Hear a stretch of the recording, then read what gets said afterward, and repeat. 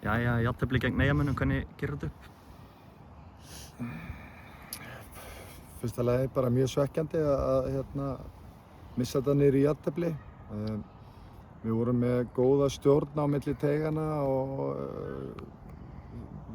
svona eftir að við fengum á okkur klaufalegt fyrsta mark þá tökum við algjörlega stjórn yfir leiknum og spilum bara góðan fótbolta og komum okkur í frábæra stöðu til þess að gera vel og við komum okkur í 2-1 stöðuna og en við höfum hæglega geta að skora fleiri mörk og klára leikinn en við gerum það ekki. Við eigum að nýta þessi færi í teignum okkar betur, teignum andstæðingsins betur og koma okkur í góða stöðu og síðan bara klaufalegt síðasta marki sem við fáum á okkur. Við höldum svona þessum leik opið með að nýta ekki okkar færi og þá getur allt gerst og þeir fá víti í lokin sem er mjög svekkjandi.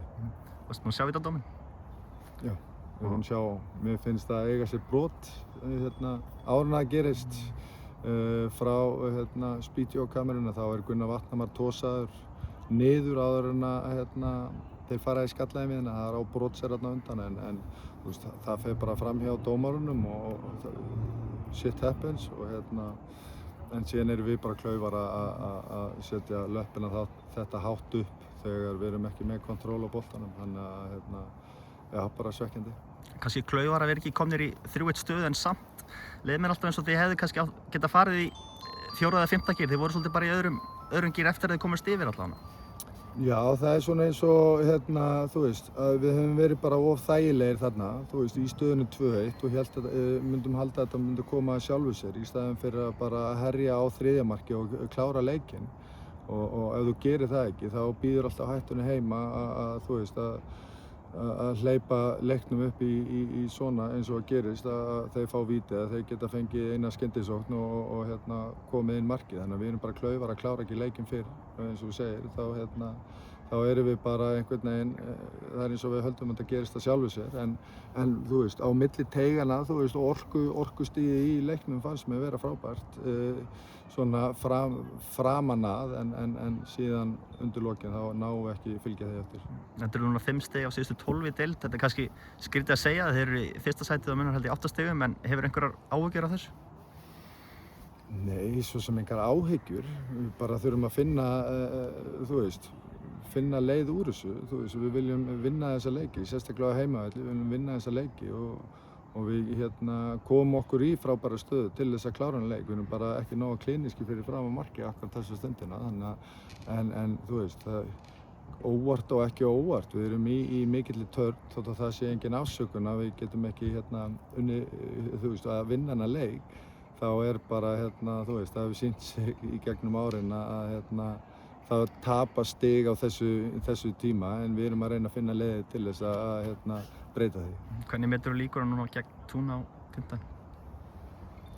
Bara þetta ég ætla ekki að fara í einhverja líkindareikningar en það er bara, þetta er 3-0 undir og erfitt en við erum bara verðum að halda í vonina að við getum stúfum þessu við og við ætlum sannarlega að reyna það. Hver er staðan á Ömma? Hann er meiddur akkurat núna og getur tekið einhverja daga eða vikur. En förum svona aðeins í fréttir vikunnar. Það var greint frá því að FH hefði samþykkt tilboð í Kjartan Kára. Nú er hann ekki á leiðinni til ykkar. Hvað geturðu sagt um þetta? Já, þú bara verður að spyrja Kára hvernig sá díll fór. Ég er ekki með alla dítilina á hreinu hvernig það þróaðist, þannig að þetta er spurning sem að Kára ætti að svara. Þið semjið svo við Hrannar Snæ. Hvað mun hann færa ykkur? Bara virkilega öflugur leikmaður, hraður og góður að taka menn á og við sáum það í dag. Sáum smá glimps af hæfileikum hans, hann er virkilega kraftmikill og mun reynast okkur mjög vel. Þetta er frábær leikmaður sem við erum mjög sáttir að fá til okkar. Er hann í standi til þess að fara að byrja leiki strax?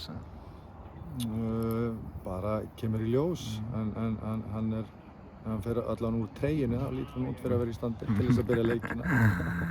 En hann hugsað vel sig og mikill íþróttamaður, þannig að já, ég er nokkuð vissum að hann getur startað leikinn. Erlingur Ragnarsson á förum fór til FH núna á láni, væntanlega vildi spila fleiri mínútur. Bað hann persónulega um að fara eða bara Bara, þú veist, skiljanlega. Elli búinn að vera frábær leikmaður fyrir Víkinga og búinn að vera